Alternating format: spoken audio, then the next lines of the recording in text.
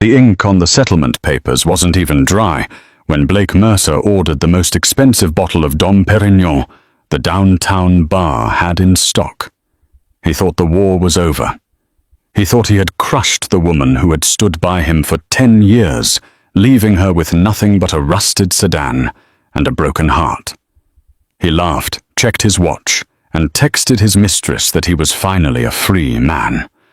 But Blake forgot the golden rule of warfare: never celebrate until the enemy is buried. He didn't know that the trembling woman, sitting across from him in the courtroom, wasn't crying because she was weak. She was crying because she knew who was walking through those double doors next.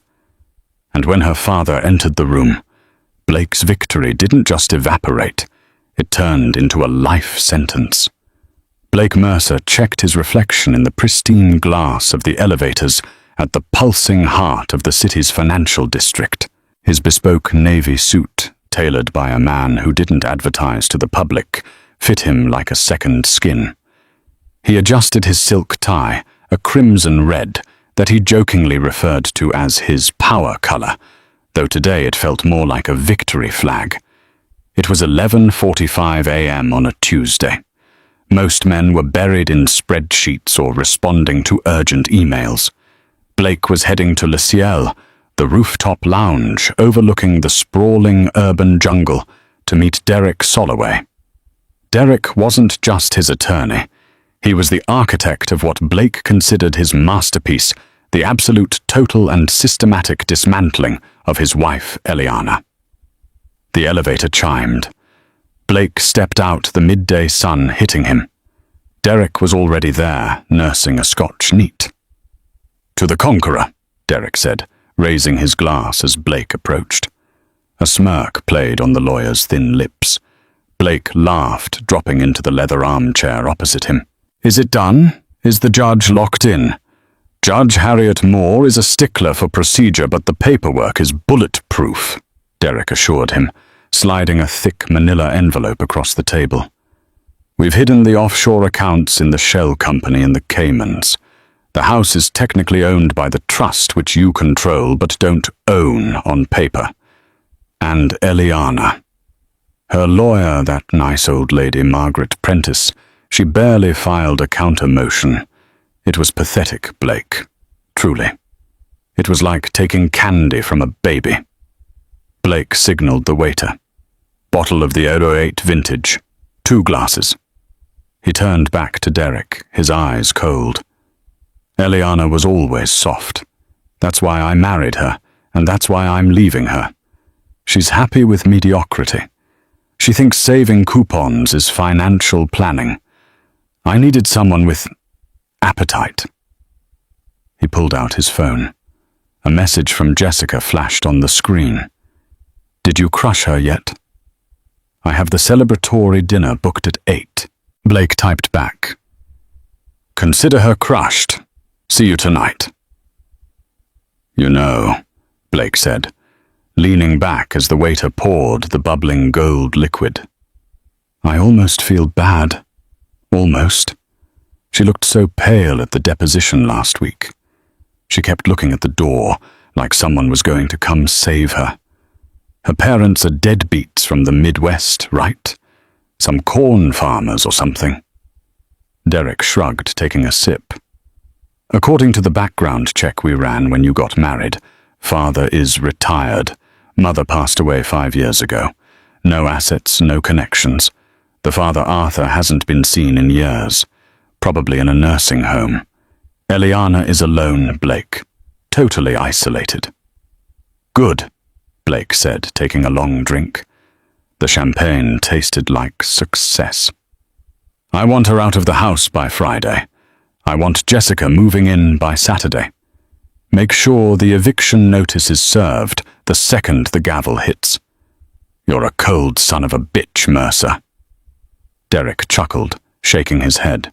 "I'm a winner, Derek," Blake corrected him. "There's a difference." They spent the next hour laughing over the details. How they had undervalued the art collection.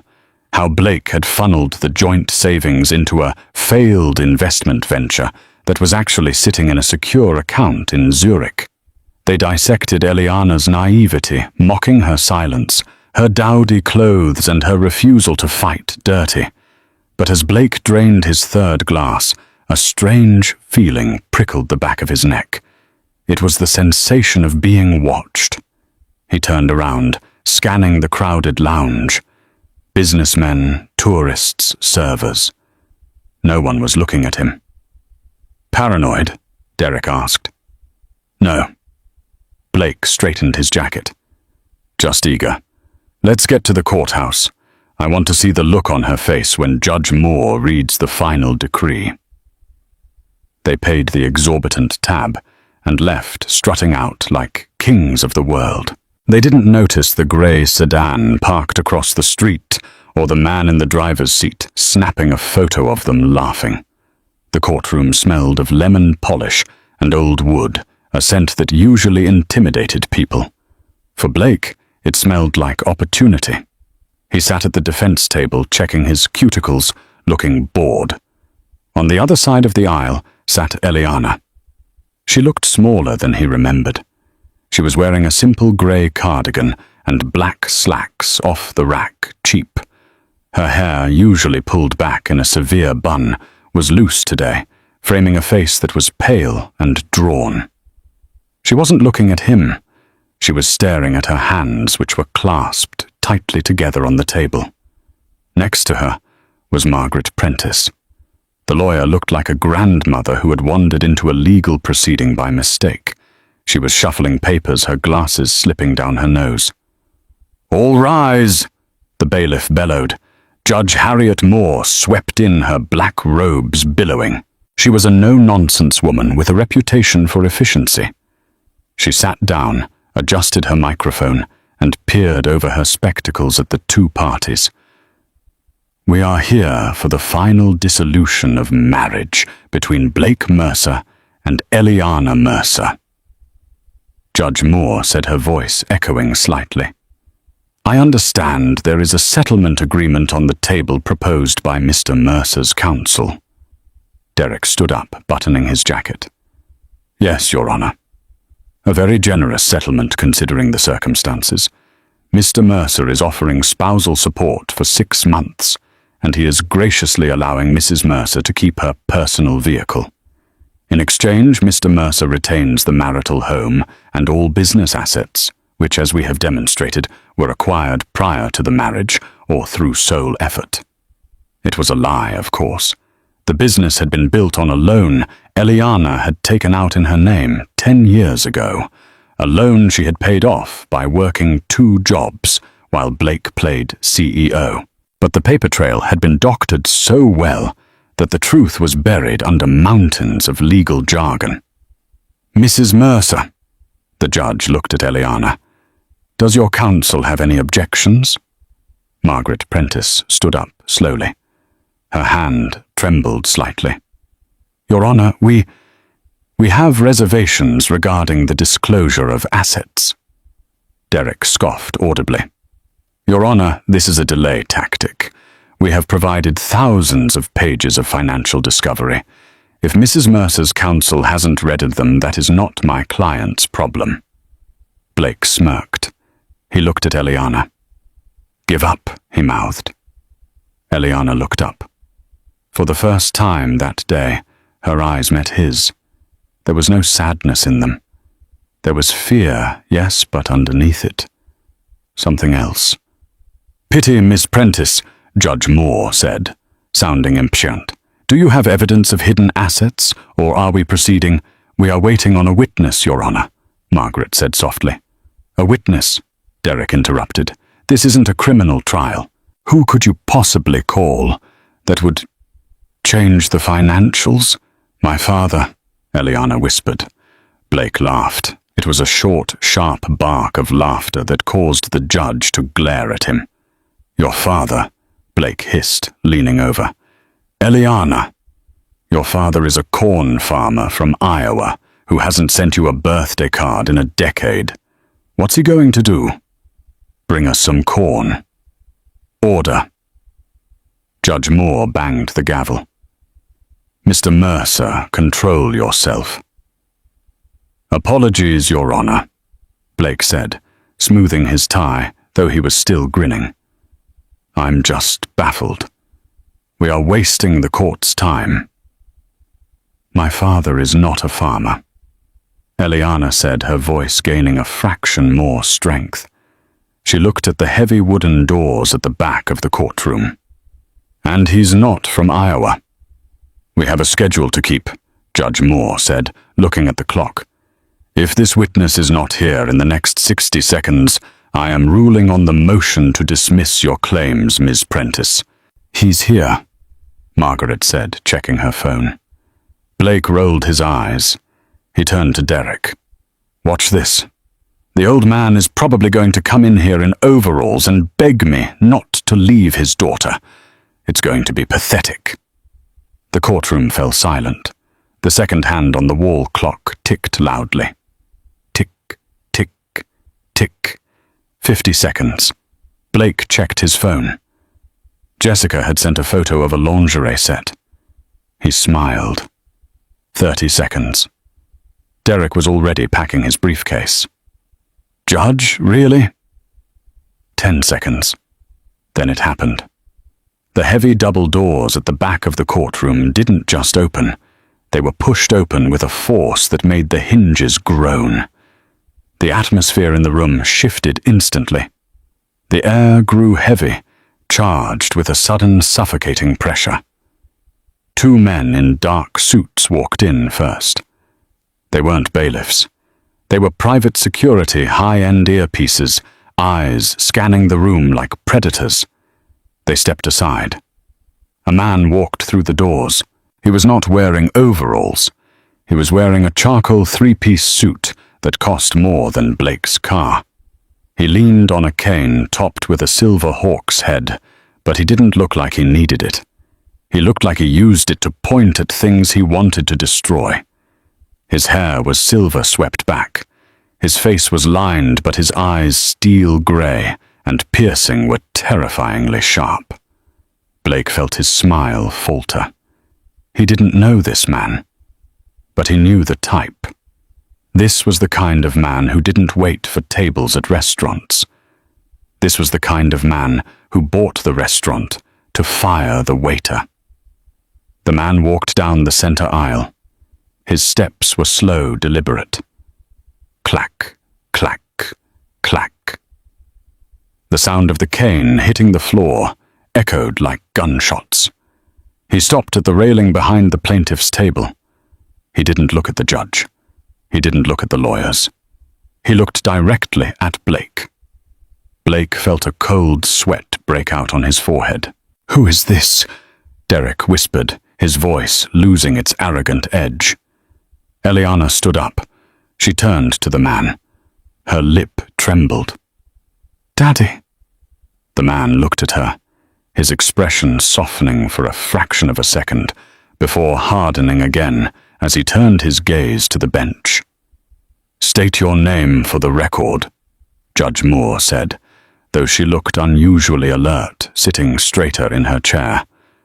The man placed both hands on the head of his cane. His voice was a deep rumble, like thunder on the horizon.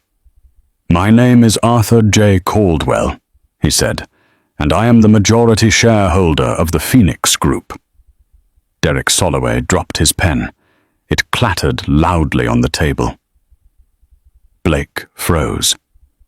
The Phoenix Group. The massive conglomerate that owned the venture capital firm Blake worked for. The firm that... Wait. Blake's brain scrambled to make the connection.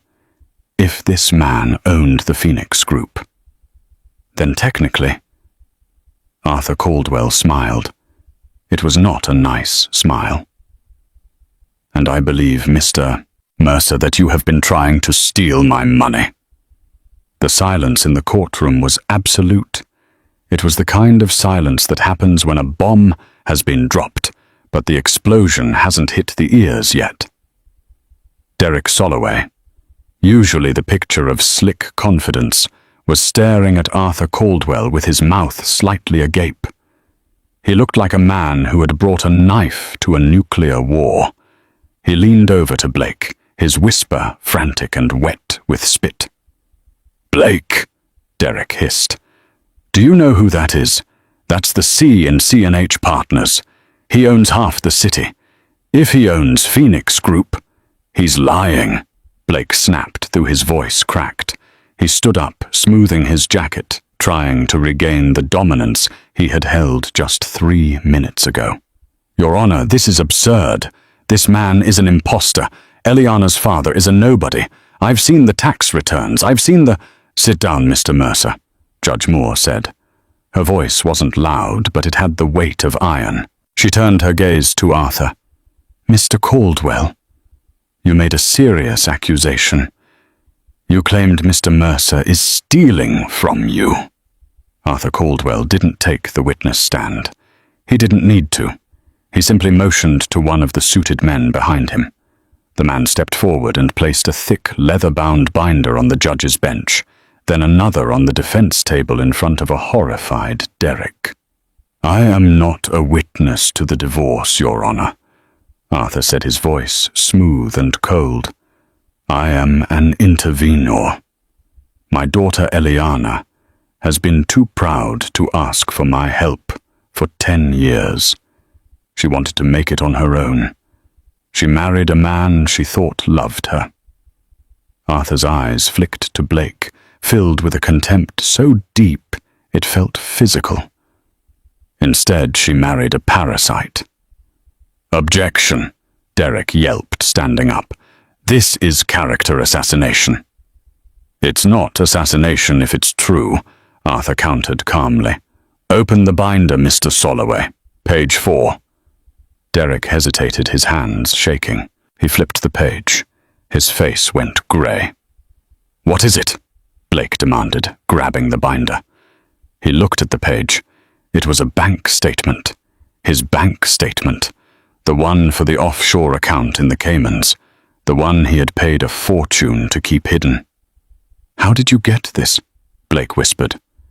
Arthur leaned forward, resting his weight on his cane. "You consider yourself a financial genius, don't you, Blake?